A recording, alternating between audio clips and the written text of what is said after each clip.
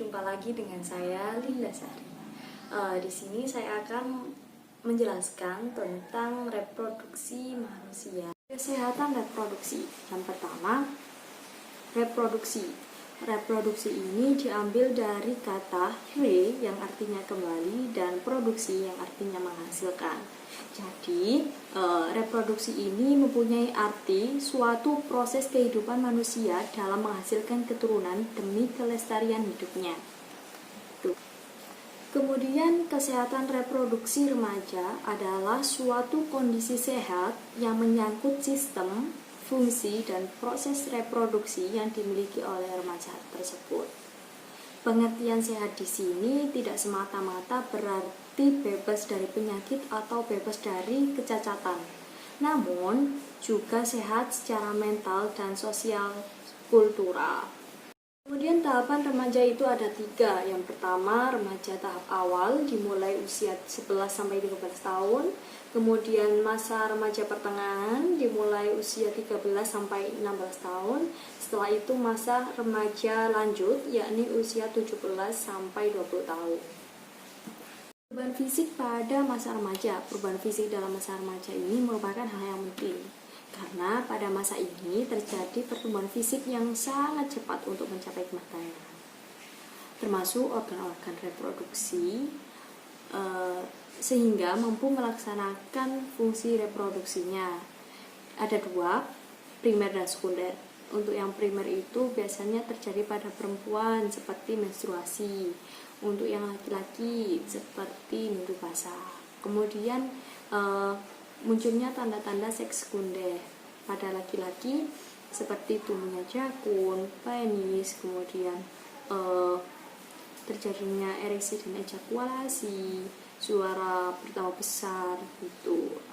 Kemudian untuk yang perempuan itu pinggul melebar, tumbuhnya payudara, tumbuhnya rambut di sekitar vagina dan ketiak gitu.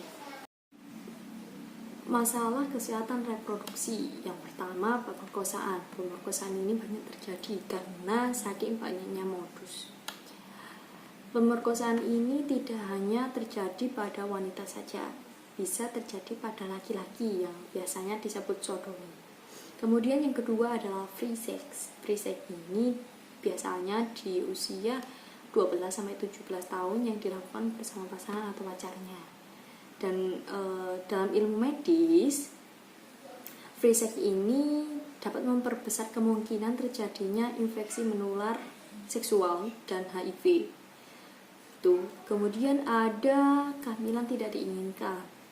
Hubungan seks pranikah ini di kalangan remaja didasari pula oleh mitos-mitos seputar masalah seksual, seperti berhubungan seksual dengan pacar merupakan bukti cinta kepadanya gitu. Setelah itu ada aborsi. Aborsi ini merupakan keluarnya embrio atau janin dalam kandungan sebelum masanya dia lahir, sebelum waktu gitu. Aborsi pada remaja biasanya tergolong kategori aborsi provokatus atau pengukuran kandungan yang sengaja dilakukan. Yang kelima yakni perkawinan dan kehamilan dini. Hal ini masih terjadi di daerah pedesaan. Kemudian yang keenam yakni IMS atau infeksi menular seksual atau PMS, penyakit menular seksual, dan HIV atau AIDS.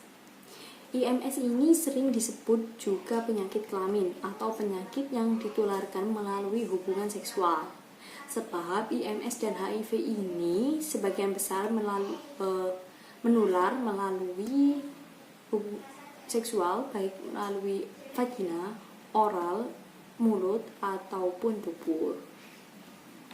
Kemudian penanganan masalah kesehatan reproduksi ada 8. Yang pertama, gizi seimbang, kemudian informasi tentang kesehatan reproduksi, kemudian pencegahan kekerasan dan termasuk seksual, kemudian yang keempat pencegahan terhadap ketergantungan nafsa, kemudian yang kelima pernikahan pada usia wajar, keenam pendidikan dan peningkatan keterampilan, Ketujuh, peningkatan penghargaan diri, kemudian peningkatan pertahanan terhadap godaan dan ancaman. Sekian dari saya. Mohon maaf jika ada kesalahan dan kekurangannya. Saya pamit undur diri terlebih dahulu.